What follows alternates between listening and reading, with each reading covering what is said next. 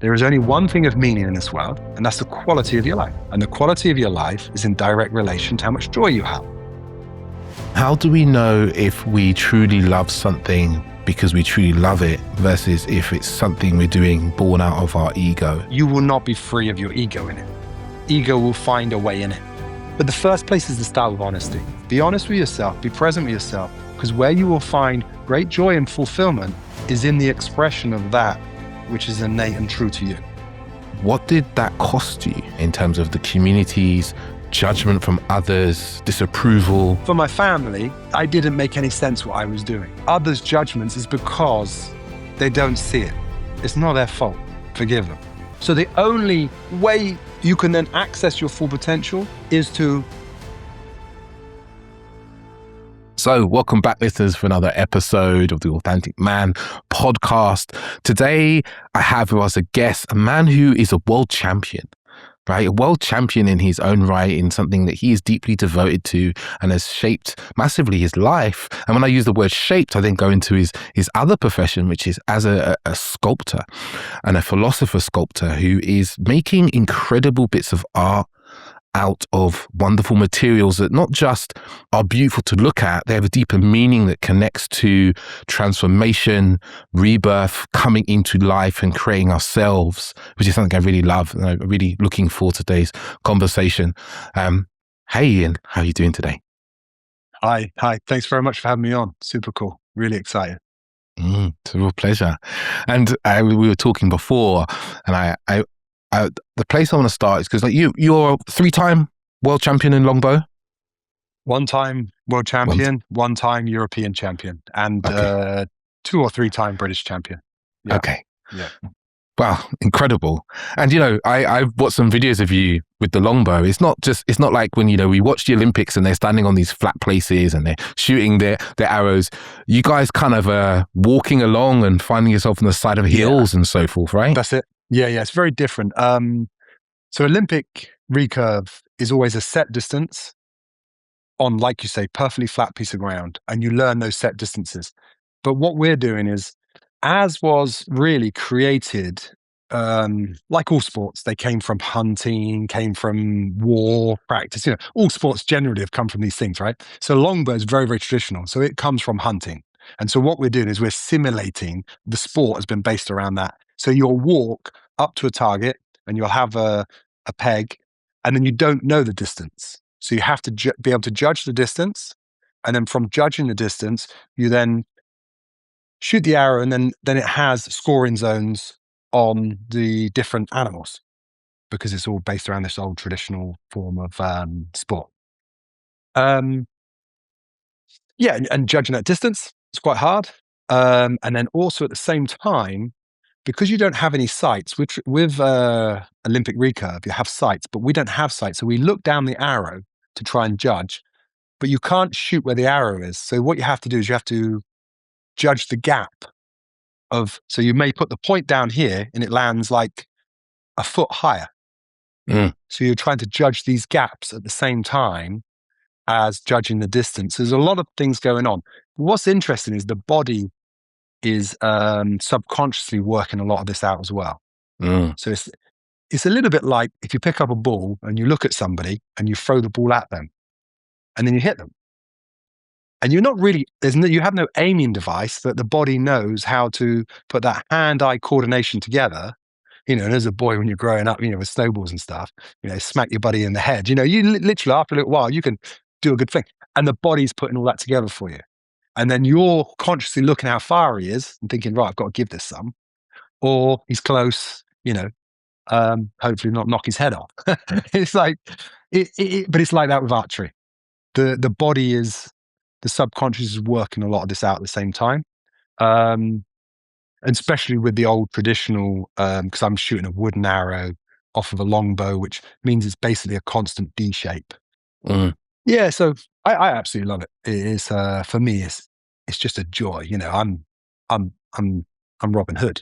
I'm running around, shooting wooden arrows, having fun, and I shoot most days, on my own in the garden. Just get the bow out, have that time, get into that quiet state, blow the arrows off, and it's just that lovely feeling. And you watch that arrow fly going away from you. And when you get a perfect release and the arrow flies perfectly, it's just such a sweet thing to see. It's, yeah, poetry in motion. Absolutely love it.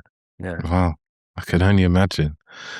And I guess I'm curious about, because for you, your practice, I'll call it, of Longbow isn't just about, hitting targets. There's a deeper feeling experience that it gives you access to, right? Yeah. But before we get into that, what I'm really curious about is your early life, actually, that led you to, the pursuit of Longbow and sculpting, because these aren't the kind of standard things that young boys are learning and going into through, out of school and so forth. Right. Yeah, no, it's interesting. Yeah, so how it went, from a very, very young age, I loved just playing around, making things a little bit with my hands, right? I know I had knives from a very young age. We lived in Devon, countryside. So I'd be like little knives, taking the bark off of sticks, playing around like that. But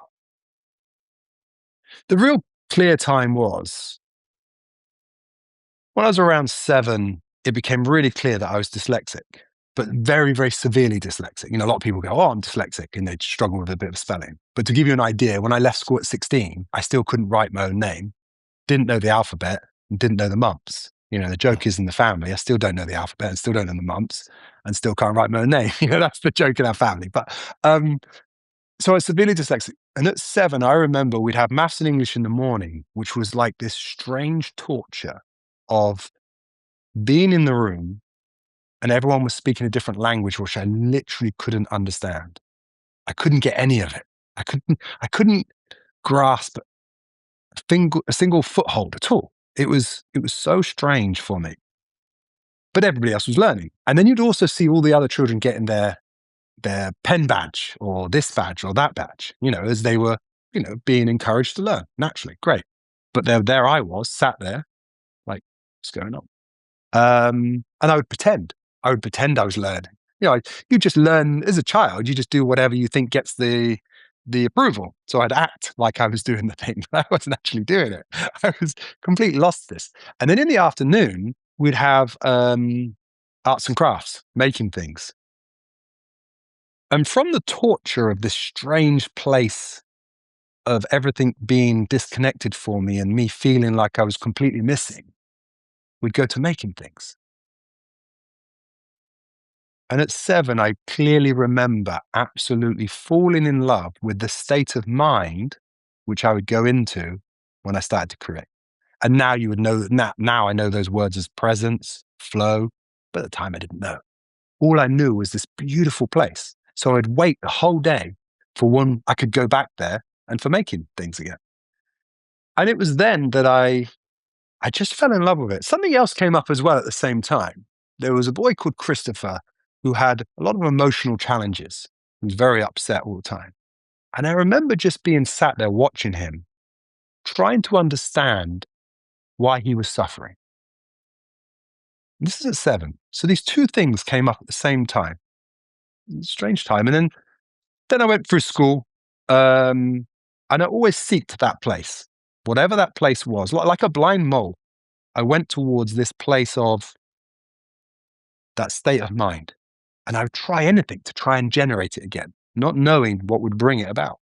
And I'd do woodwork. When I went to secondary school, what do you want to do? Woodwork. Yeah, that. And I remember sometimes making things, and I'd go to that place again. And then I found I could find it riding my bike. You'd go on your bike, you start gliding on the bike, and just you'd go a little bit quick enough so that you had to pay attention, otherwise you're coming off that thing, right? I'd go into a state of flow.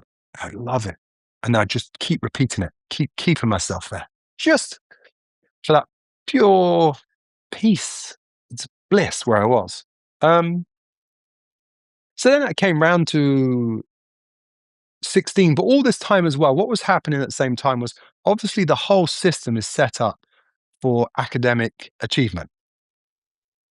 And being so dyslexic, you just can't move forward. And every class I would go into, other than, like watching videos, if they showed some videos or they would, with speaking, after that, I was learning nothing. So it meant that I was very uneducated. That was the truth of it. Because, and then I'd have a lot of these special classes, like from day dot, I went to all the special classes going, right? So, by the time I'm leaving, they're still showing me Peter and Jane books. I'm like, honestly, I'm like, what the fuck? Please, right? Peter and Jane, you know? Like, Yeah. I wasn't interested then. Trust me, at 15, I'm not interested. So there was this huge thing that I started to see that I had no ability. And they kept explaining to you, without them saying it out loud, because you can hear what the world's saying, right? You are less than because you can't. Mm. And those who can are therefore more. But when I would stand there opposite the teacher, or opposite even than the child who had the highest grade, I never felt less than. And I thought, this is strange. Mm. I feel, and actually, I see them a little bit lacking something. And I'm like, that's strange because I'm not feeling a lack. I'm feeling like quite a huge capacity. I feel like just the sense of myself. That's strange. And so then we came to leave, and it got to the GCSEs, the exam time. And I was outside playing American football, and the headmaster brought me into his office, said, "What are you doing? It's exam time." I said, "I'm not taking them." And he's like, "Why not?" I said, "No need. There's no need for me. This doesn't work for me. The whole thing I see doesn't work for me. Don't worry. Life has something else planned for me." Now, how did I feel or know that at that time? I don't know. But I felt utterly confident that this was a complete miss for me. And what I needed to do had something to do with that precious place that I'd found. So then I left school, and my parents had a haulage business. And my parents had come out of the East End of London and moved to Devon. And so my dad was very much good man, but working class man, right? Straightforward, no black, just black and white. That's some of that, right? And my mum too. So like, right, son, you're in the family business. This is what you're going to do. And I was there for 1 week. And I remember at the end of the week, I'm really upset. And mum says, "What's wrong?" I went, "It's just not me, mum. I just do, I don't want to do lorries. I don't like any of this stuff. I just, it feels odd. It's just not me." And she said, "What do you want to do?" I said, "Well, you remember when I was a kid, I used to take sticks," because I was talking about that place again. I used to shave sticks. She's like, "Yeah, that." She went, "I'm sorry, love. There's no jobs like that, right? No one's going to pay you to Mm. shave sticks, right?" I'm like, okay. Think of it then. And she said, "So with wood?" I went, "Yeah, with wood, but with my hands." And she said, "Okay." So I was very definite about that, which is kind of strange now when I look back. What gave that young boy so much confidence that he knew? But it was because I was seeking this place. And then she rang up a joinery company who made doors and so on. And I said to them, "No, it's not that. That's machinery. It's definitely not machinery." And they said, "Oh, well, okay." Interestingly, a wood carving shop has just moved down from London to the village next door to you. Okay, cool. So we went there. And I never forget walking into this wood carving shop. It was just surrounded with these beautiful wood carvings. And I was just like, oh my God, this is a thing. I didn't even know it was a thing because at this point, still very uneducated. No YouTube, no way of someone who can't read or write to educate himself. So, I'd watch daytime bloody telly, wouldn't I? Like you try and soak something up, right? That was it. That's all I had. Yep. So I walked in there and I chatted with the bosses. They'd both, the company had moved from London and bought this lovely place and built a lovely wood carving studio in the garden. And mum and dad chatted with them and they said, "Yeah, well, we'll give him a test for 3 months and see if we want to give him an apprenticeship." And I went in and it was literally like I'd gone home because basically what they were doing was that thing which created presents for me. Mm. So they said, they said, these are the carving tools and this is what we do. And we're creating these shapes. And it was in early 16th century to late 18th century ornamental carving. So it was around Grinling Gibbons, Chippendale period. And I was like, okay, yeah, cool. And we started to work and they started to train me. And after the 3 months, they said, yeah, we'd love to have you in, do an apprenticeship with us. But also what happened, when I went in, I met Ray. And Ray was the elder of the two. Ray was from Trinidad. He grew up in Trinidad. And then he went to London. And Ray was like a character I'd never met before. Okay. So up to this point, most people who I stood square to, face to face with, I could sense my capacity. And I could sense the other person's capacity. I'd look them in the eye. Even as a young boy, this started, right? And I remember being stood in front of Ray. And I was like, whoa, I'd never seen anything like it. I could feel him. It was, okay, whoa. That day, finished the apprenticeship, and then we talked till like 7:30 at night. My mum phoned up and said, phoned the studio, said, are you okay? Everything all right? I'm like, yeah, I'm getting on the bike. Because I ride a bike everywhere, right? I'm getting on my bike. I'm coming home. Don't worry. I'm 16 years old, right? So, mum's worrying where I am, because gone to work in the morning. Should have finished at 5, but 7:30, I'm still there. Went in the next day, talked again. Then what became clear from this, so what then opened up was Ray was awoken, right? To one degree or another. I wouldn't say the man was enlightened, but he was awoken. So didn't even know there was such a thing for starters, obviously at 16, right? Undereducated. And so then formally, the training started from Ray of self-realization at 16. And every day we'd train. Every day. And Ray's form of teaching was, he would start with logical mind and he would walk you through steps. And each time would be removing the concepts of who you think you are. And then it would just leave in the middle, presence. So I was going back to the very place which I had fallen in love with. So it was like bliss for me, right? So I'd be asking Ray, can we start now? Can we start now? And my parents, bless them, didn't understand what was happening because, either this is your reality or it's not, right? But to give a clear picture of it, people imagine someone who's awoken to be a certain type, like an Eckhart Tolle, right? Oh, yeah. This is not Ray. Ray was incredibly fierce to the point he was very intimidating. So you watched what you said around Ray. And there's a reason why you watch yourself around Ray, because he is fierce and his capacity and his intensity. But, there was me, there was his son, there was Paul, and the young guys in the studio. So it kept order. There was no messing around in the studio, right? There was no messing around. And not when Ray was in the room. It's funny when I think back, right? Ray's gone now. And that's where the training started. And then he introduced me to Krishnamurti. And I then studied all of Krishnamurti, and we went to the Krishnamurti Foundation. But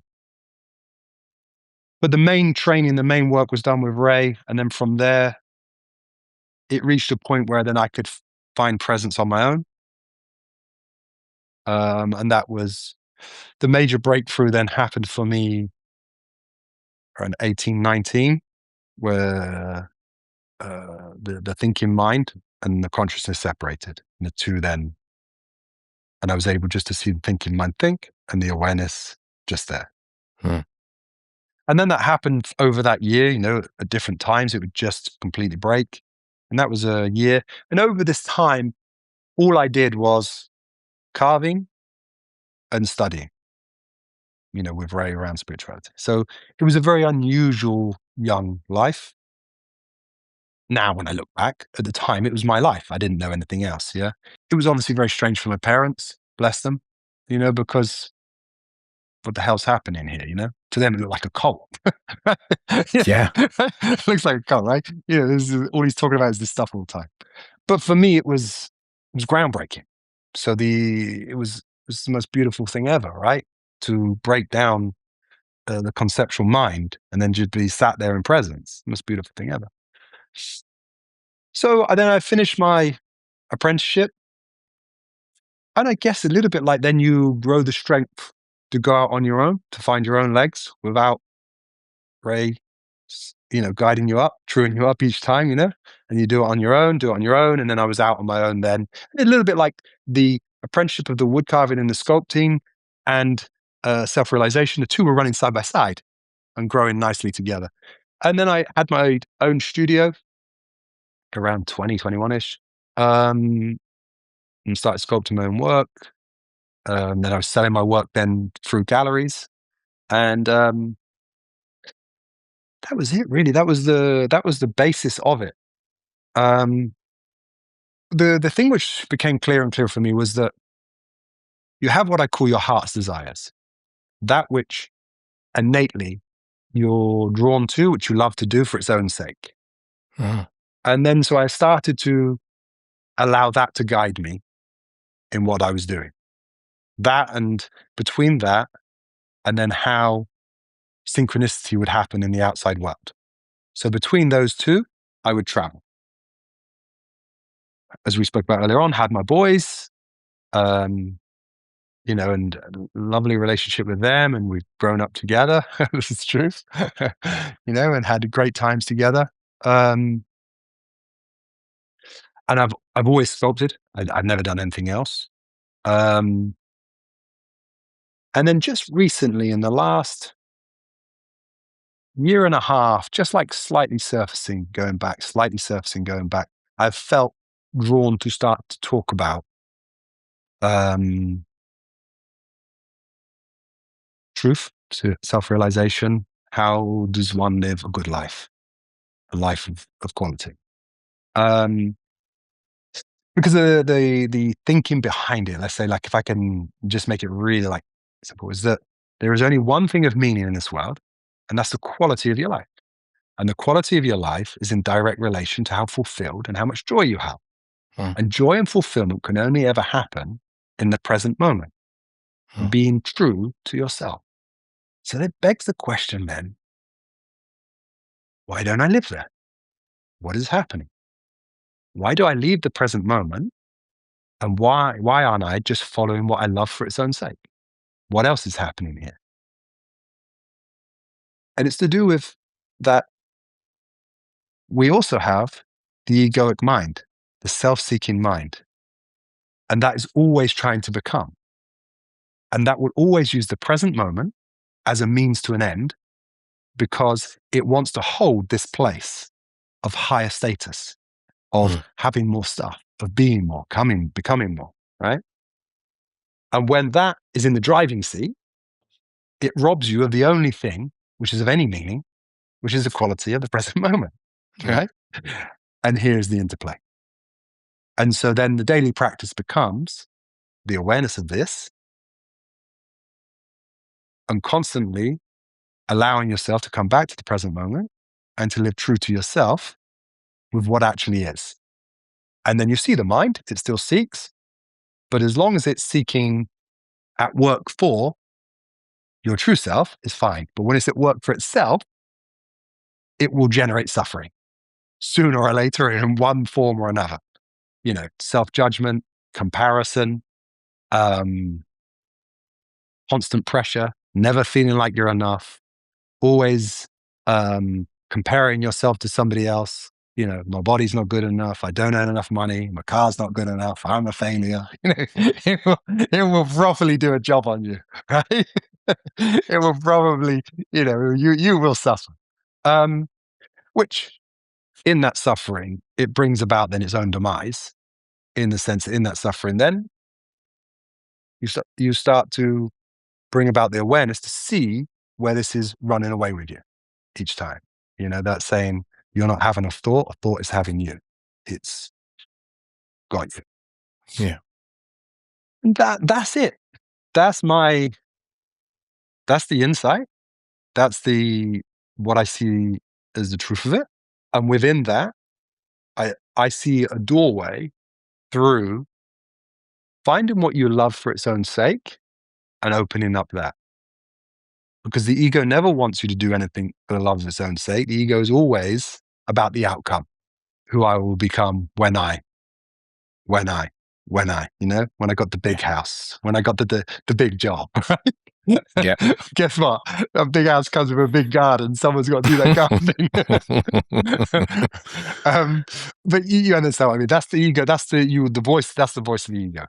And so I'm saying there's a doorway in with, because it's, what do I love? Do I know what I love? Can I hear myself? Okay, I like that. All right, let's go there. Open that up. And that gives an opportunity for presence. Because in that, then, that which you love and you're trying to develop it, do more of it, like with the bow, there's a flow, there's an opportunity for flow, presence. And in that flow and presence, it's the most fulfilling, deep experience. And build from there.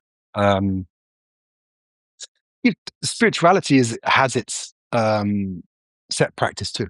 Meditation, living the life of a monk. These were the old, the old paths, discipleship, the old paths. But I'm saying there is also another doorway here, just by following what you truly love for its own sake. There is an opportunity, because that will always be opposed to what the ego is saying, because the ego only wants one thing: outcome. Yeah. And, you say about what you truly love. And how do we know if we truly love something because we truly love it, or versus if it's something we're doing born out of our ego? And I know there's not going to be a binary. It could be more of a spectrum, because the ego, I'm really talking about my own experience here, where the ego can take something that feels really pure and like you're doing for the love of it, and just add a little bit of meaning on the back end. Like I'll give an example for you, right? And maybe, you start playing with the longbow, right? Out of enjoyment. And then then the ego's like, oh, we're getting good at this. Why don't we join a competition and win? And then everyone will know about me. And then the world will look at me and go, look at this guy. He's amazing. And maybe women will come my way and frolic in front of me. And my children never will... happened. That never been. I wanted that bit. Why did that bit never happen? You wrote the right script, but it never happened. But you know what I mean? Because we might start off, say, whatever it may be, like I'm doing this thing because I think I really love this. And then these other tentacles, I'll call them tentacles. One of my spiritual teachers calls it the tentacles of the ego, start to like lock into it and start to feed in. There's love there, but then it becomes like something else. How do we start to dissimulate within ourselves, I guess? Like, what do we love just for the sake of doing it in itself? Yeah, so that's why I say keep it really simple, right? You're going to have ego, stars, right? And your ego is going to be all over it. You want to see me when I won the world championships? I even walk different, right? I even walk different. Right? It's like, I don't know what to say. But what do you have enthusiasm for? What do you like? What do you like and what do you enjoy, free of what anybody else says, right? Because society itself has been built out of ego, right? So that is also the voice of the ego coming back at you from the outside. And yes, on the inside too, success, winning something and so on, right? Society says this is great. But do you enjoy it? Do you like it for its own sake? Just be honest with yourself. So it comes down to honesty to start with, right? And yes, there are absolutely going to still be ego in it. We're not transcended masters. We're not enlightened, right? I know I'm not, right? Ask the kids, right? But it is a little bit hard at the beginning to even hear yourself, right? So, at Finley, my oldest son, he's now running retreats in Sri Lanka and has an online business and so on, right? And from a young age, I would ask him, what do you love, Finn? What do you love for its own sake, right? And you'd hear society saying, Who are you going to become? Mm. Who are you? Who will you be? Right? And I say to him, can you hear the difference? Can you be honest with yourself? What do you really like? He goes, I like muscles. I want to build muscles, Dad. Cool. You like that? Yeah, I love training. And so he trains and he teaches people functional training and so on. So I love that. Yeah, there you go. You don't have to have a reason for it. What do you like? What do you just freaking like? What are you enthusiastic about? It's like the joke with my wife is, right? Sunday when I'm allowed to go and play with a bow, I'm out of bed an hour early, right? Just getting everything ready, checking it's all there. Because I freaking love it.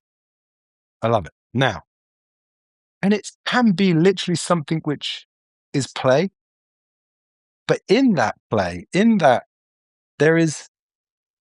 will be a doorway, a little bit of an opening for you to find that place where you're just doing it, not doing it to become, right? But you make a great point. You will not be free of your ego in it.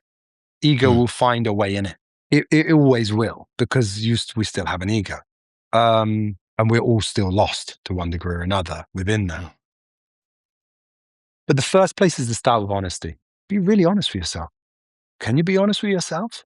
What you really like? I'm going to say something really politically incorrect, right? I freaking fell in love with hunting, right? Fell in love with hunting. Now, I came from a place where a lot of the friends in the early years were all around spirituality.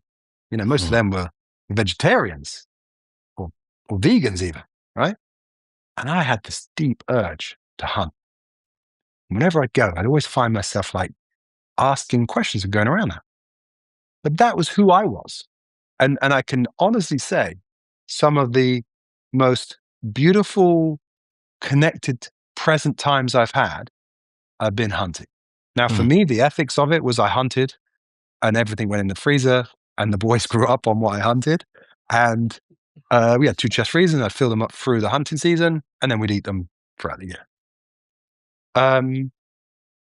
But I remember feeling like that was wrong because to one degree or another, in these groups, that wasn't, like I say, vegetarians, vegans, and so on. It was shunned on. It wasn't a good thing to do. But it was innate to me. And I found it, and I don't hunt now, but it's like I'm not hunting at the moment. But in those years, it was incredibly connected for me. And it wasn't done for any reason. There was no outcome for it. In fact, my parents didn't like it. Nobody liked it. My sister was a vegan. So nobody liked what I was doing. But I found it very connected. That's why I say you have to be honest with yourself. What is it you love for its own sake? And start there.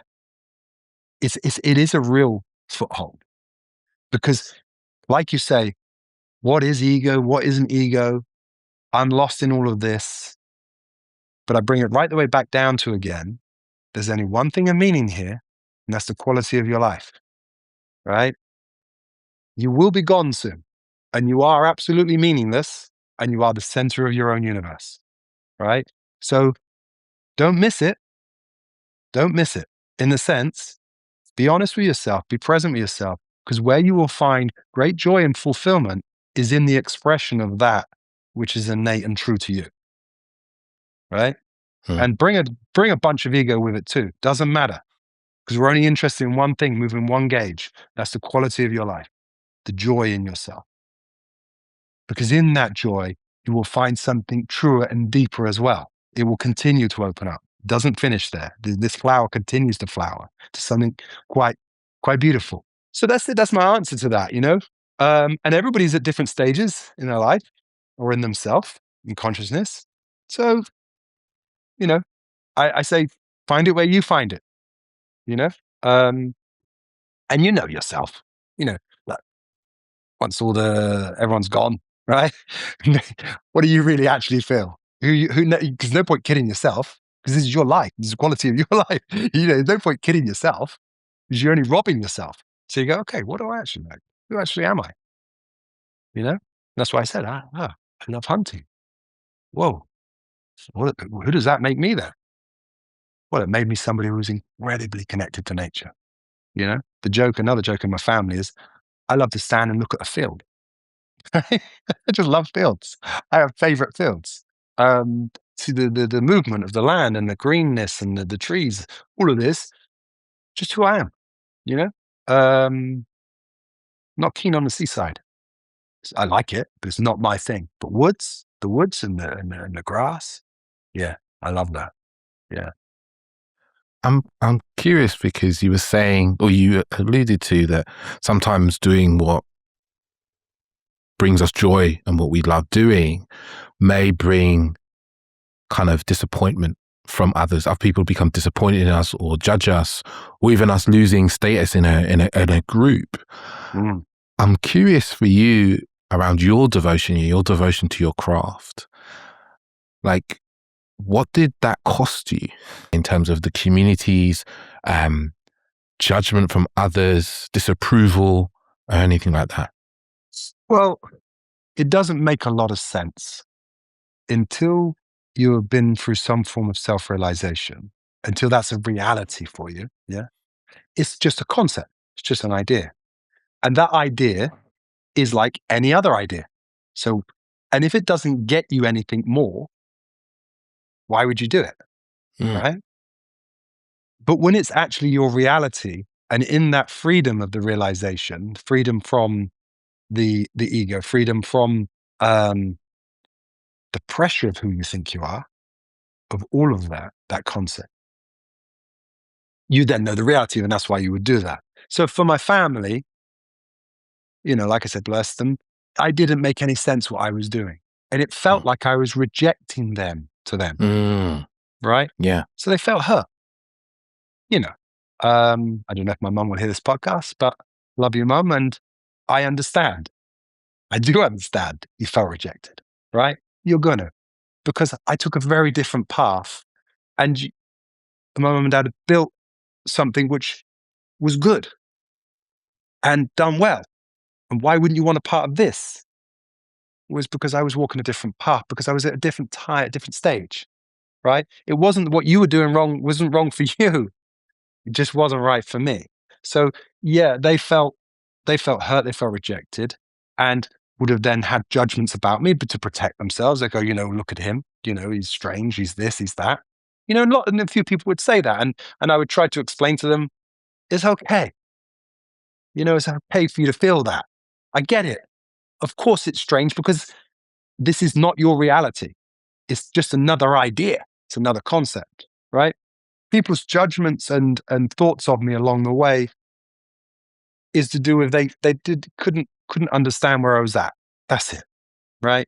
So once you see that, I forgive them, because they can't do anything else. You can't all of a sudden realize this stuff or get it.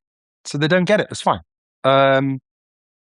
So I suppose what I'm saying is, and for what you're saying for your listeners, for guys and stuff, that is to realize that others' judgments is because they don't see it. It's not their fault. Forgive them. It's not their fault, right? And if you can't see it yourself as well, then you will feel judged. You will own that judgment. You'll be like, oh, I feel bad because they think this about me. But that's because you're not seeing it. They're judging you to protect themselves. They're like, no, what you're doing is this, this, and this. But they don't see that this is what's right for you. They don't see it, right? So yeah, so for me, it's to see the full picture. And then in that, I'm free to walk my path, and and love the ones who can't walk with me at this time, or can't understand why I would choose what I choose, right? They're not wrong. That's what I'm trying to say. I Yeah. don't make them wrong. Right? Yeah. We're all at different levels, we're all at different stages, and we're all struggling with our own bits. Right? That's the truth of it too. I don't care where you are, you're breaking new ground. So you're on your, you're learning your own bit, learning how to be truer, learning how to be true to who yourself, and so on. So yeah, so that's what I've done with that over the years. And it's been hard for them. I get it. but over the times, because I'm just, again, I'm always thinking of the men I meet commonly. He's like, you think you're on the right path. You're like, this is the path. I'm taking these actions. It feels good. And, the judgment starts to come in. As you said, it starts to come in from different people.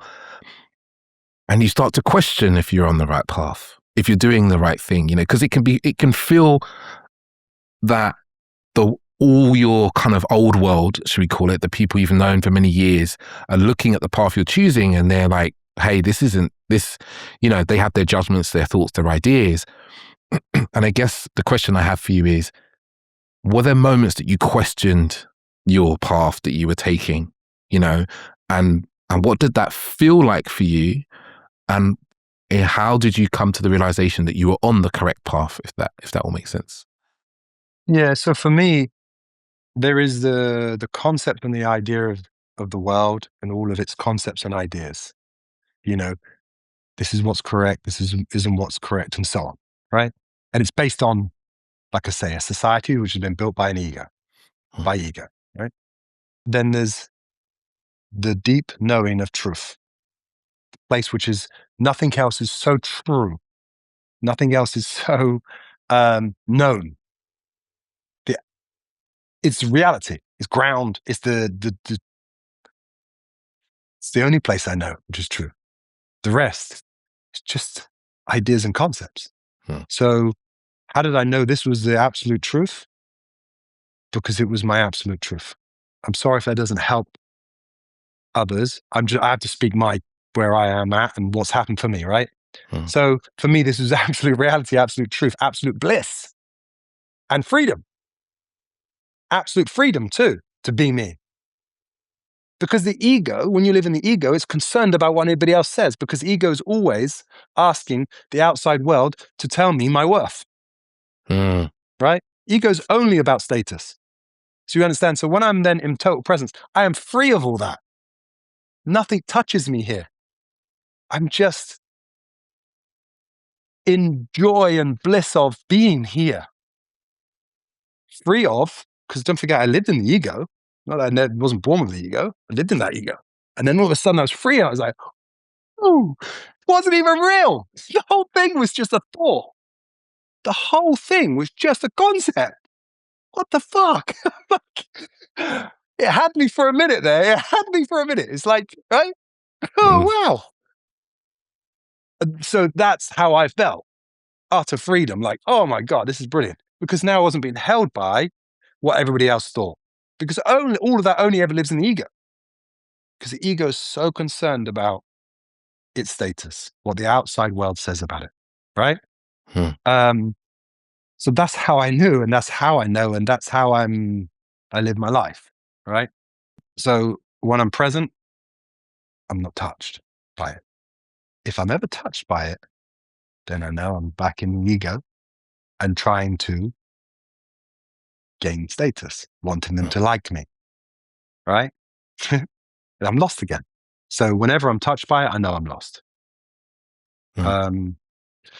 Yeah. So that's it for me. Now I'm trying to think how I'd answer it for somebody else, but I've just told you how I am. Just been as honest and straight as I can be. I hope that's the problem is I wonder if it's relatable to. Yeah, that's my only concern. If you understand what I mean. Yeah, no, and I understand what you mean, and I get what you're saying is, when you're being in presence. From what I gather from how I kind of wrote it down here as almost 4 things. There's ego, mind, true self, and awareness. And I guess you could argue there's only 2 things, which is ego and mind are one and the same in many ways. And awareness and true self are one and the same in your kind of how I've understood you. So when you are in the state of, say, I don't know, because I can see your bow just above your head, I keep thinking of bow examples. You're thinking, oh my God, I'm going to win the world championships and people are going to adore me. And, I'm going to walk into certain lodges or I don't know where Longbow people hang out, and people are going to think, look at this guy, look at Ian, he's amazing. And they're going to look at me with that eye. The moment you start concerning yourself deeply with what other people think of you, in that, you can catch yourself because you're probably very well practiced at that. It might not go on for hours and days and weeks like most people live in continuously. You might catch yourself, and I don't know, you'd be able to tell us, that you might catch yourself after a minute or a few seconds and go, oh, look, he just jumped in there and tried to take this purity of just enjoyment and shooting my arrows and make it into something into the future projection of status. And I'm going to do my practices or whatever the practices there may be, which I'd love to ask you about actually. And I'm going to say goodbye to that place and come back into awareness and true self and just the joy of shooting arrows and being. Yeah, so it's perfect. So because you see, and with my archery friends, this is something which I often talk about. Funny enough, again yesterday, so to shoot the bow at your potential, you have to be present, and you have to be able to remain present within the shot. Now, when you're shooting for the world championships, right, and you come out, now all of a sudden, these are high value arrows, meaning the mind wants to say, oh my God, if I miss, right? And anxiety builds. Well, if you get enough anxiety in you, right, and enough this nervous energy, your leg starts doing this. Like, whose leg's that? Leg just starts wobbling, right? Because that drop of adrenaline just going through your system, you're like, oh my God, it builds to that place. Trust me, you can't shoot for shit. When you're in that place, you're not hitting anything, right? You can't even, your bow doesn't, your own arms don't even feel like your own arms, let alone your own bow, right? It's just adrenaline just pouring through your body. You're not going to do anything. And bless them, I've watched friends go into top level, high pressure shots and just have complete meltdowns. They can't even shoot 50% of their normal ability. So the only remedy for that true remedy I found for that, is to be in a state of utter presence. So as that pressure rises and the intensity rises, and there's no intensity in the field, there's no intensity in the circumstance, there's no stress in the circumstance, it's all only in your head, right? The story of this is the gold medal match. The story of us like, this is Marco sat opposite me from Italy team. He's been here for, who this man is, the whole story. My wife sat opposite him. She'd go, it's a little fat Italian guy. she won't see what I'm seeing, but I see Marco, right? I see Marco. Yeah. I know what he's capable of, right? So in my head, the whole story's going. And the only way you can then access your full potential is to draw yourself back into the presence. And I have a practice for it. And the practice is that literally I just focus on my breath and I breathe through my nose, in, out, and I just focus. And as my attention goes back onto the next thought, I bring it back again. And then I have what I call my power words. So like a little few words, which are emotive for me. And then once I create a little bit of space, I do need a little bit of space, I drop them into that space. And then I marinate in the energy of that. And then I bring myself back into the presence again, which then allows me just to become centered. And I keep driving that, but it is intense, right? To keep yourself there. And then I operate from there. So in the gold medal match, I shot the highest score I've ever shot at any time. So I've not even been able to shoot that high in my own garden with no pressure on me. But it was because the pressure drove the intensity of the presence and it put me in a flow state. So I shot the whole thing in flow. So it's that's the only way through. And then I can give you other examples where I couldn't break through. Maybe not enough pressure, maybe. Or it was this, and the mind's running away with me. The leg starts going, right? And goes anywhere but where it's meant to go, the arrow, And look, and that's the test. But for me, that's what I love about archery. It's the constant test of, can I find presence under pressure?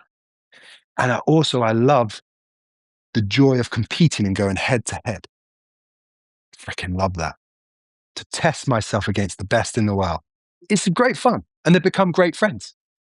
I've got to know people all around the world who love archery like me. They're as geeky as I am about archery, right? It's like really cool.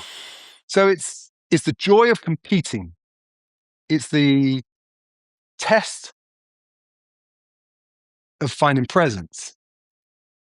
They're lovely objects, bows. These bows are beautiful. They're all handmade because in the longbow, in different classes like those Olympic recurves, which you see, they're all machine made. They're like, that's like Formula One. Yeah. But what I'm shooting is what Bob made down the road. It's handmade, right? And I make all my own arrows in my kitchen. Wow. I'm in the kitchen and I build the arrows. So while my wife's cooking and we're chatting and the little man's there and he's watching Paw Patrol, right? I'm building arrows. And so for me, the question is, why doesn't the whole world shoot bows? It's like the coolest thing, right? It's got to be. I just love it. I love the joy of making these arrows. I love the joy of shooting them. And we shoot in woods. The main place we compete are in the woods. I love being in the woods. I love getting there really early in the morning, going around with one of my buddies, just giving him shit the whole way around, right? And shooting arrows with him.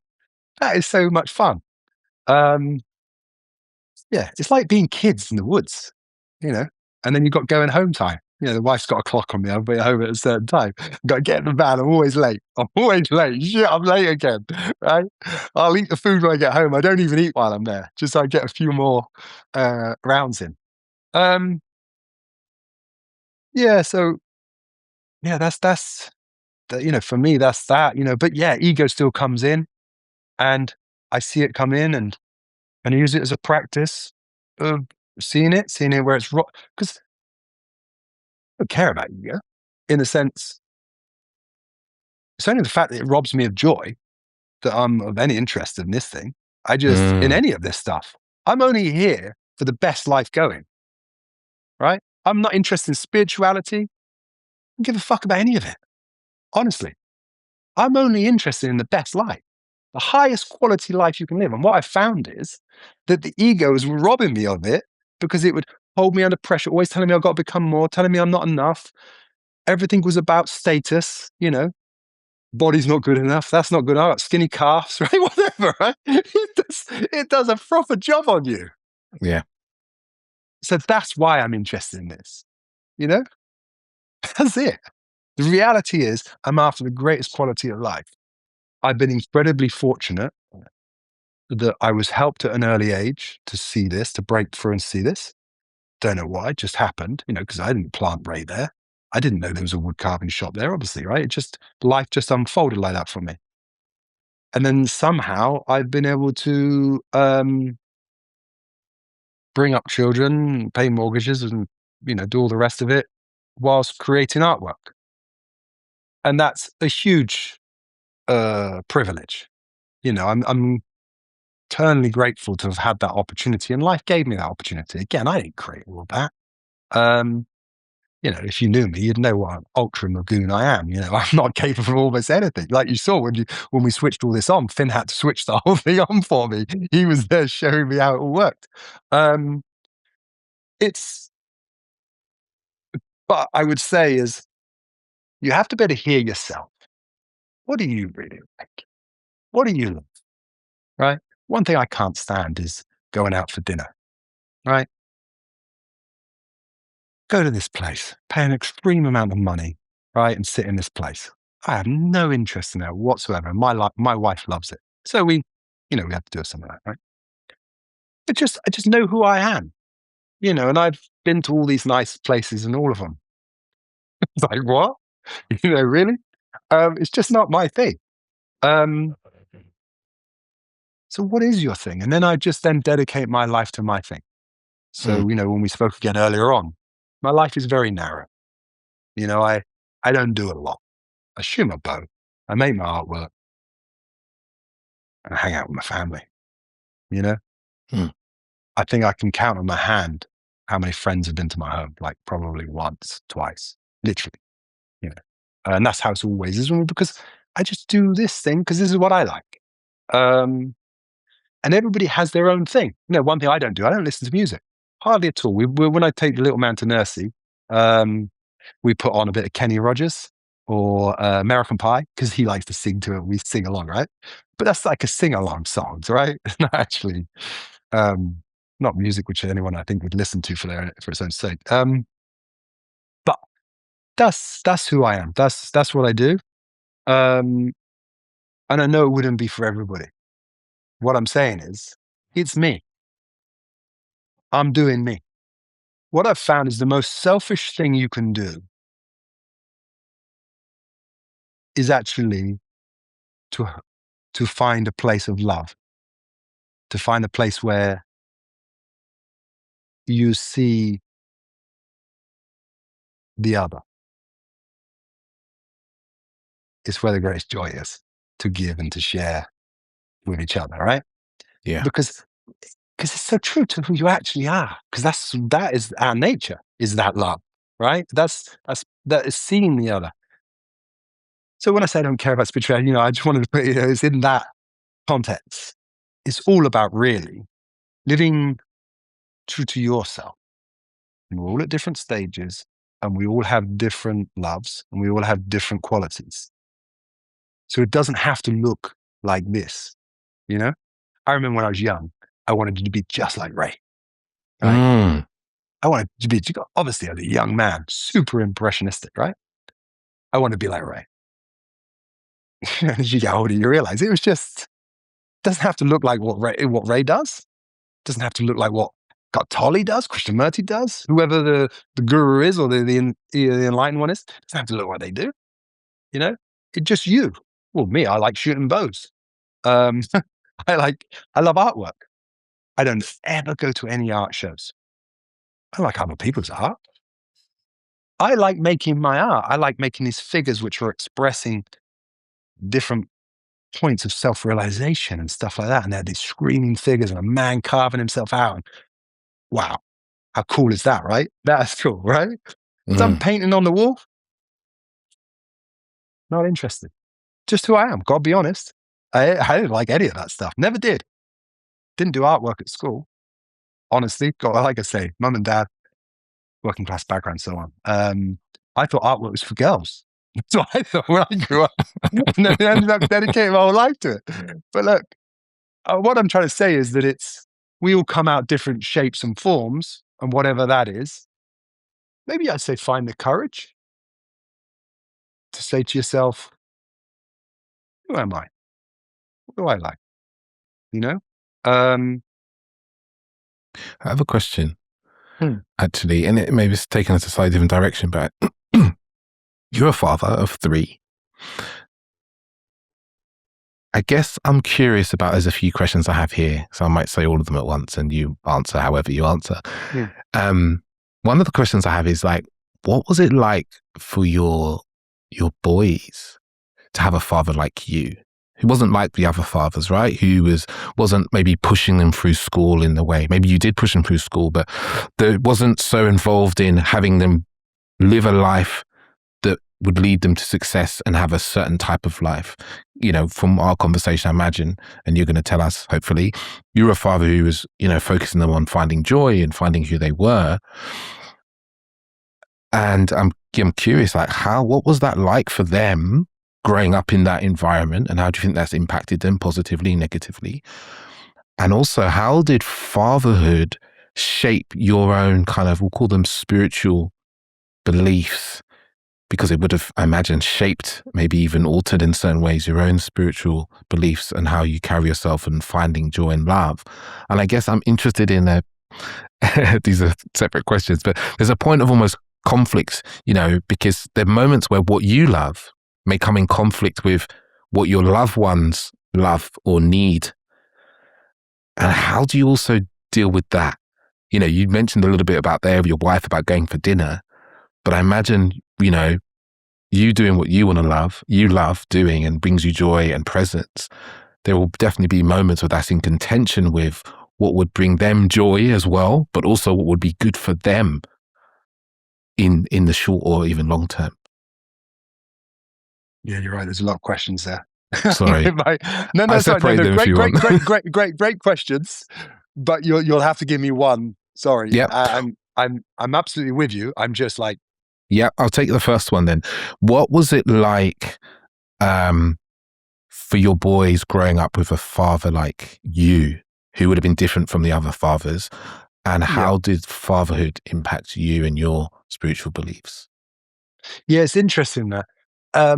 So the boys speak about it now, and they both have an understanding of spirituality, and that we can have the conversations around it, and then they've had a certain amount of self-realization for themselves, right? So we can have real conversations, and it is something of interest to them, and they're two individuals, so they're not the same, very different, and they've had different needs because of that. Um, so at the beginning, they didn't realize that I was different. It's just dad, right? But when they got to secondary school, they started to realize that things were slightly different. What dad was saying and what they were hearing, what society was saying, and then obviously then the other friends. And they could start to see from a very early age how that was amiss because it wasn't true to who they were. Because when they were younger, as young boys, they could sense themselves. And I was keeping that alive all the time. Asking the question. So like Finn sat there beside me and go, Dad, what will I do? I go, well, what do you love? What do you love for its own sake, Finn? I go, lifting weights, Dad. I go, there you go. That'll do. We lift weights. He's like, yeah. All right. And we just talk. And I keep that open. We keep keeping it open. And decide to keep trying to close it down. And you've got to have a qualification. You've got to do this, you've got to do that. And we'd chat about it. And we'd just keep chatting. So we'd just keep that connection alive. And it's very important that I remain very tentative to them constantly. Make sure I'm really listening, really there with them, because they're going through this strange changing time. And then we'd chat about these strange changing times. And then certain desires would come up and we'd chat about that, and all what they were feeling. So I suppose what we did was stay super close. We stayed really tight together. So nothing was off bounds for Dad, because there's no right or wrong. There was only quality of life. And we're all after the best quality of life.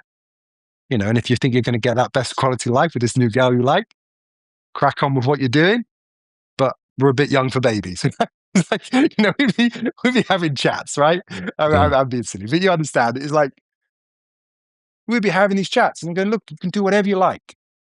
I don't mind what you do, but you've got to see that certain things have consequences. Whether you like it or not, you will pay for them one way or another in all of this. And we would start to develop an understanding of what's going backwards and forwards. And obviously there is a stage in that relationship where what Dad says has to go, because I'm the authority here, right?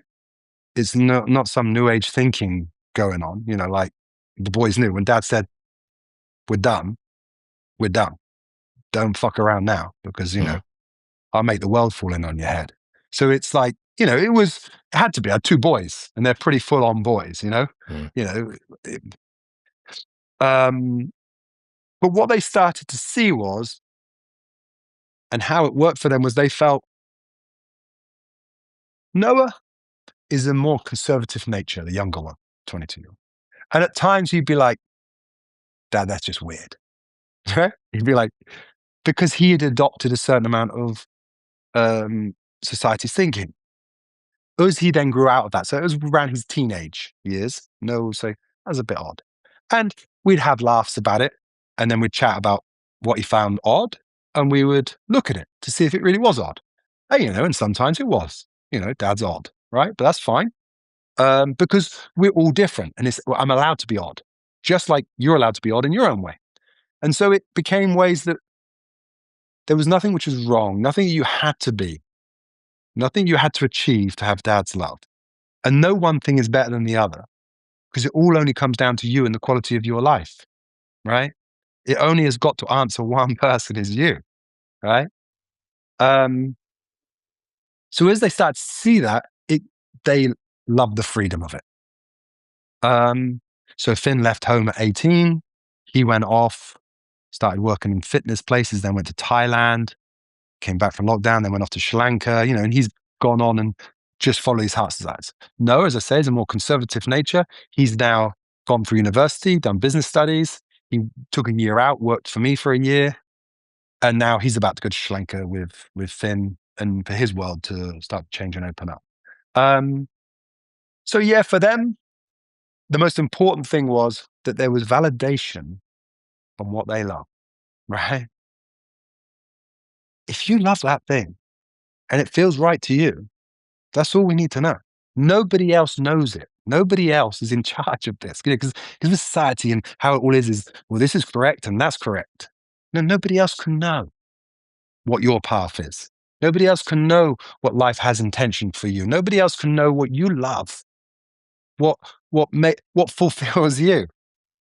So it's a little bit of responsibility on them as well, that they start to get contact with that. So we discussed that, and like now it's like the roles are reversed. Now like the boys are like, been out for a walk, Dad? You didn't still stay inside. It's not healthy being inside all the time. You're like, get outside. You need to go for a walk, Dad. Come on, we're going for a walk. Come with us. And they'd be like, that's not good for you. Sat inside again, and whatever. They would now be like encouraging me in a different way too, and but to a degree as well, they don't know any different. They've grown up with that.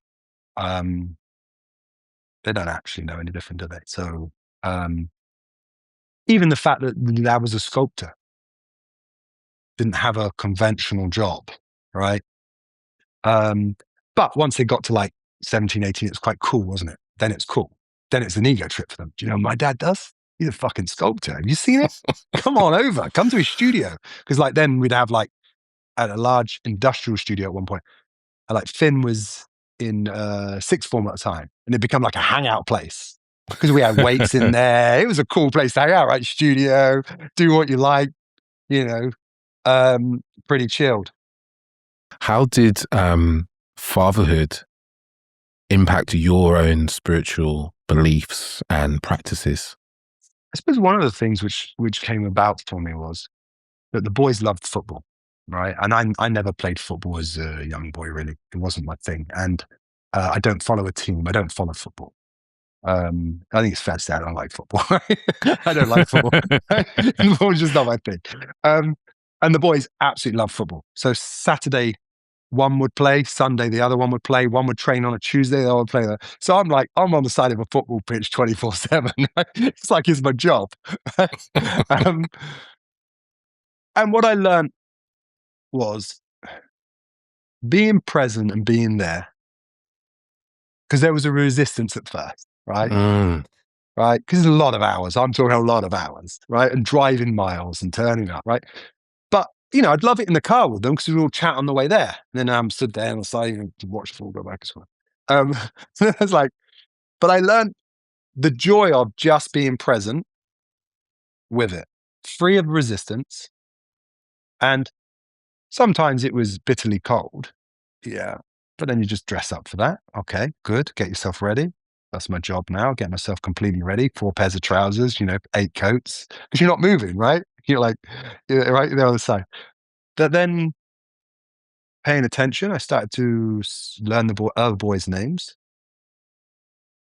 And then guess what? I'm one of the coaches for the team. Right? Right? Because sooner or later, you know everyone's names. You know what their strengths are. You've got involved. And then allowing yourself to get involved and giving yourself to it, I found a fulfillment in that in the end. It was bloody great. And in the end, it was a real shame when it finished. It was in the end because and I think sometimes we tell ourselves as well that, oh no, I don't do this thing. And then really what there is a resistance to it.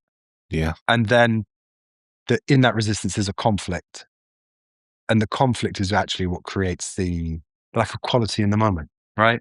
So it's either, can you just accept it? So first of all, just acceptance. This is what we're doing now for the next 5 years here, right? Suck it up. Right? This is what we're doing for the next 5 years. These boys love football, right? On top of that, I got to buy football boots. They like grow out of them every other week. um, and you're there in the acceptance. And then, can I enjoy it? Is there aspects I enjoy? Yeah, well, I love driving there with them. I love the team talk afterwards. And then loved getting to know the other boys and who was strong in what position and who would do what, and actually enjoyed that, seeing the characters on the pitch. And then I had an understanding of the game a little bit, because obviously you can learn something. You stood there long enough. And so it taught me that being present, either you just have to be in acceptance, or is there an aspect here you can enjoy? Yeah, there is. I can enjoy this. And then in the end, like I said, I even missed it in the end. It became a thing. So it did teach me that. It taught me responsibility in a way of not just doing it because you have to, because there's still resistance there, but to do it with the joy. And I joke about like going out for the dinner with my wife, right? But if we're going to go out, obviously it's not horrible places we're going to. I'm just saying it's not my thing, right? I'm just trying to make a point of that. It's not my thing. It's a lovely place we go and we sit down, and then I just have to close my eyes at the bill. Because I'm like, well, what have we just spent on this? So it taught me that. It taught me to a certain degree as well with the patience, and that I can't do certain things that I would like to do in that time. I had that for many years because, as an artist, I would say my income was very low for many years. So, I couldn't afford much for myself. So everything went to the boys. New pair of football boots, new this, new that. It just goes on because they're just growing like weeds, right? Noah's like 6'4", Finney's 6'2". So you can imagine when they were little, they were just so just to the acceptance of that.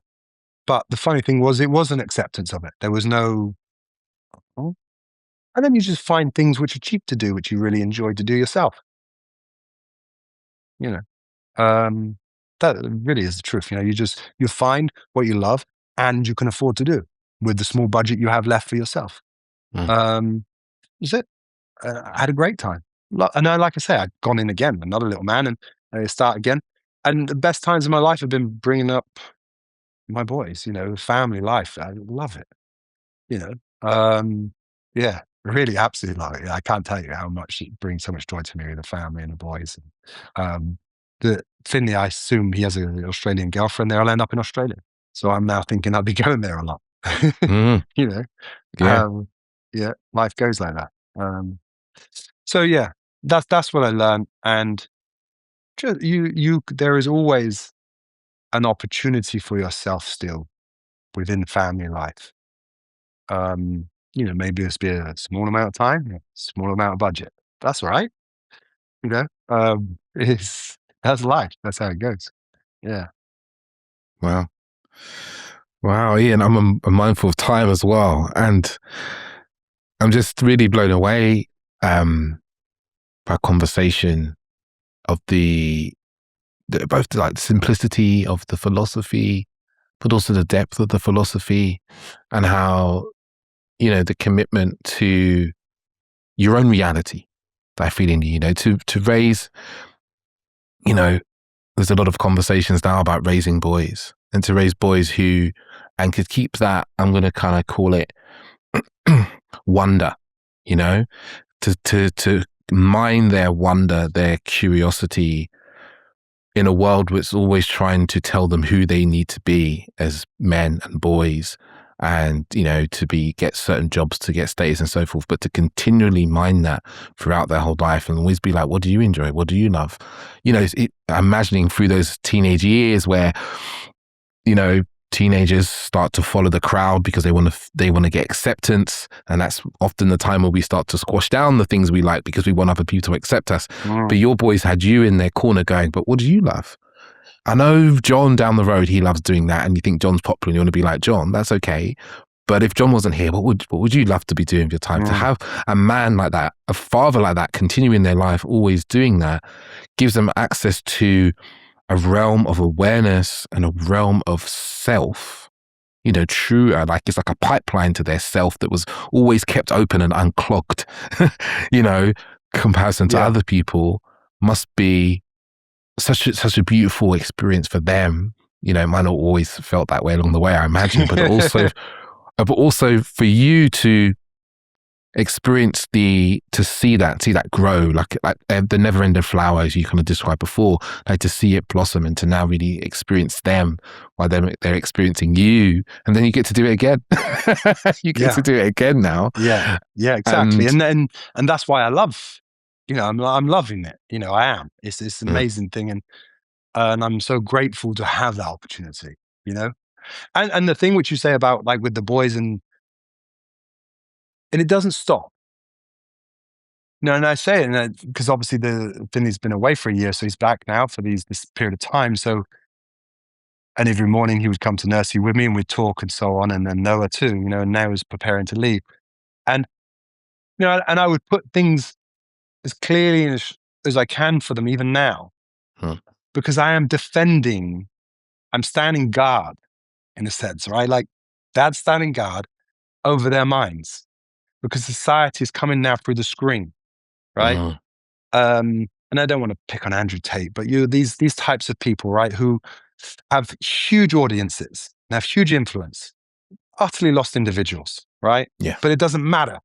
You can have the guy with the biggest muscles on Instagram and he has a massive following. He doesn't actually know anything about health, right? He was genetically gifted. He just came out like this, right? And now he's like the expert because he has the eyes, right? And there's a lot of strong influence from these places. And so then I go through it with them. Why doesn't it stand up? Why isn't that true? Where is meaning there? It doesn't matter who's saying it.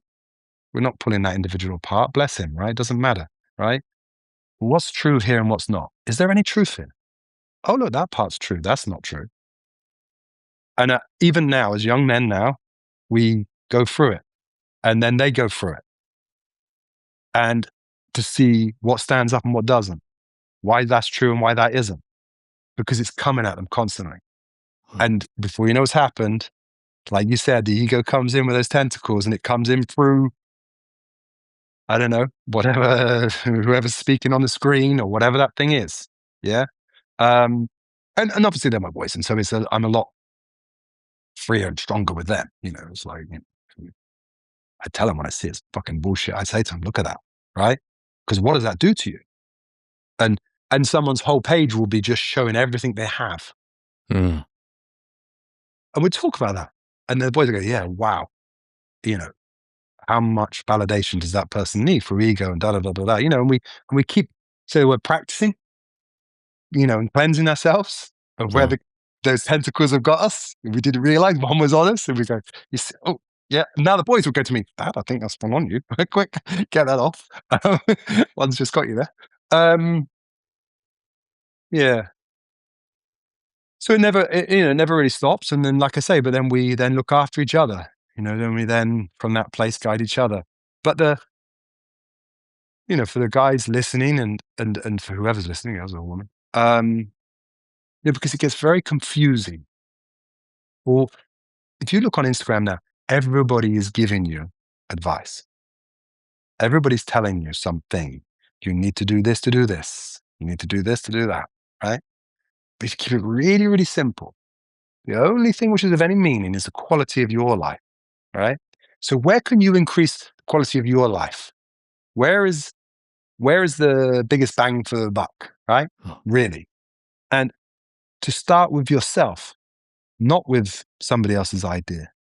And to get true with yourself, what you love, and to find that place. And because in that place, it doesn't need anything. It doesn't need to be the winner to be validated. It doesn't have to have anything. All it's asking for is it's already full. It's already has the enthusiasm for itself. So it's doing it for itself here, not for outcome. So that's why I say it's a good place to start. It's an honest place to start. Being honest with yourself, what you love for its own sake, and build from there. You've got to have some ground somewhere. There's a lot of ideas out there. Like I say, a lot of ideas, a lot of stuff. But start with yourself, and that bit inside yourself, right? You might not want to admit it to anybody else, right? But what is it? What do you love? And that tells you something about who you are as well, your own values. And then the reorientation of your values away from the orientation of the values of society, of the outside world, which is ego, which is also inside your own head, but it's also here. It's coming at you both ways. And you reorientate your values to here. Because it's so easy to get lost otherwise in what's right, what's wrong, what I should do, shouldn't do. What does somebody else think? Somebody else's opinion, right? And then everyone's happy to tell you their opinion, right? They're going to come at you with it. So find your place. And it's a little bit like you can't rely on the outside world. You can't rely on what I have to say. I'm of no use to you whatsoever. When it gets dark, you're going to be on your own. Trust me, and you will suffer, right? And I'm sorry, but it's going to find you sooner or later. That's life, right? And then you got to get to know yourself and come true to yourself. And it's from there you can build. You can build on what is true to you, right? Because the mind will take you on, it will run you ragged. It will run you ragged. It really will. And I'd say to a certain degree, as a general thing, like where we're talking about bullet advice, I wouldn't do too much social media. I wouldn't be looking at a screen too often, right? Because trust me, there's not a lot of good coming from that. Just not. It's not. It's full of nonsense. It's absolutely full of nonsense. It really is. It's hard work for me. And I got it, over the years, I got it crystal clear at different times. And still, this is like on you. Limit it. I definitely say for that, to limit that as one thing, and to sit with yourself, hear yourself, spend time with yourself, and get to know yourself. It's very hard. It's surprising how much the talking, the voice in the head, right? That self-talk story, you inherited it. They aren't even your fears. They aren't even your insecurities. You just literally downloaded that program. You inherited all that. It's not you, but you've got to be able to open up a little gap so that you can hear yourself, so that you're not in it totally, you're in the movie, you got a little gap so you can just go, oh, right, fuck yeah, it had me, had me for a second there. Yeah. So hopefully that helps. I don't know. It's, yeah. It does. It does. Ian, thank you for such a powerful conversation, such a powerful conversation. It's been, it's been enlightening more than anything, to hear your journey, how you live, how you're being and how you've been through fatherhood. That's been really fascinating to me. And I imagine it's also been fascinating to the listeners. How do people listen to more of you? Do you coach people? Do you train people?